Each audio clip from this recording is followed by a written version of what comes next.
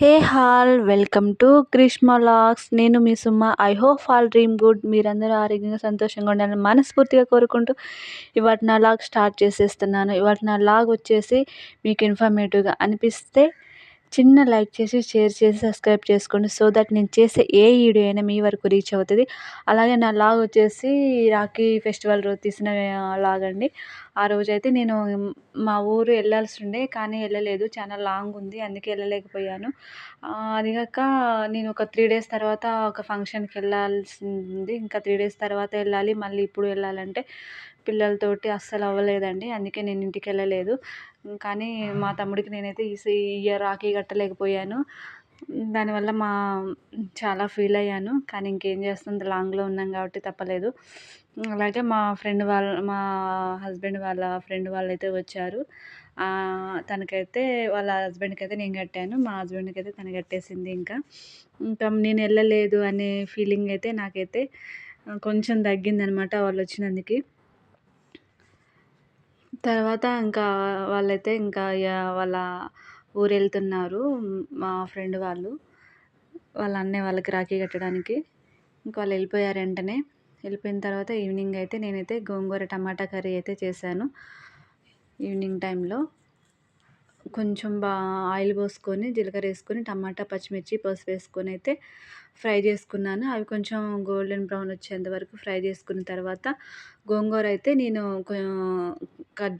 సన్నగా కట్ చేసుకొని కడిగి వాష్ చేసుకున్నాను. వాష్ చేసుకున్న తర్వాత వడగట్టుకొని గోంగూర అయితే వేసుకుంటున్నాను పోపులో. గోంగూర అయితే ఫస్ట్ ఎప్పుడైనా మనం కడిగి వడగట్టుకోవాలండి, లేకపోతే చేదు వచ్చేస్తుంది. ఇంతకుముందు నేను అట్లనే ఏమవుతుందిలే అనేసి నేను వడగట్టకుండా చట్నీ అయితే చేసేసుకున్నాను. చట్నీ అయితే చేదు వచ్చేసింది, ఎందుకో తెలియదు. వడగట్టకపోతే చేదు వచ్చిద్దంట. గోంగూర మనం కంపల్సరీ వడగట్టుకుంటేనే టేస్ట్ బాగుంటుంది. వాష్ చేసుకొని వడగట్టుకోవాలి, అంటే వాటర్ పోయేంత వరకు వడగట్టుకోవాలి.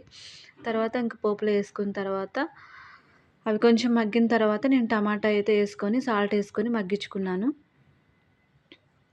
పచ్చిమిర్చి ఫ్లేవర్తో అయితే టమాటా గోంగూర కర్రీ అయితే బాగుందండి.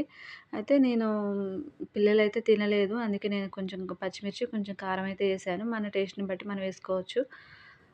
కొంచెం స్పైసీగా ఉంటేనే బాగుంటుందండి ఈ కర్రీ. గోంగూర కదా కొంచెం పులుపు ఉంటుంది కాబట్టి కొంచెం ఎక్కువే పడుతుంది, పచ్చిమిర్చి అయినా కారమైనా మీ ఇష్టం. ఏది ఇష్టం ఉంటే అది వేసుకోవచ్చు.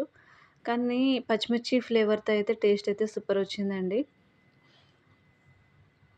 ఇంకా అవి మగ్గిన తర్వాత కొంచెం ముక్కలు ముక్కలుగా అనిపిస్తే మనకి వాటర్ అయితే పోసుకొని గ్రేవీలాగా వచ్చిన తర్వాత అయితే ఆఫ్ చేసుకోవచ్చు. కంపల్సరీ వాటర్ పోసుకోవాలండి, లేకపోతే ఆ కర్రీ టేస్ట్ అనేది ఉండదు. కొంచెం ఒక టీ గ్లాస్లో హాఫ్ వరకు పోసుకుంటే సరిపోతుంది. ఫైనల్గా కారం సాల్ట్ వేసుకున్న తర్వాతే వాటర్ పోసుకోవాలి, ముందే అయితే పోసుకోవద్దు. ఇంకా వాటర్తోనే దగ్గరికి అయ్యేంత వరకు ఉడికిద్ది కర్రీ అయితే. టేస్ట్ అయితే సూపర్ ఉంది. ఈవినింగ్ ఒక పూటకే కదా అనేసి నేను కొంచెమే చేశాను. మళ్ళీ మార్నింగ్ మిగిలిన టిఫిన్ చేస్తాం కదా, ఇంకా వేస్ట్ అయిపోతుంది అనేసి నేను కొంచెమే చేశాను. వీడియో ఇక్కడితో ఎండ్ చేస్తున్నానండి. బాయ్ అండి.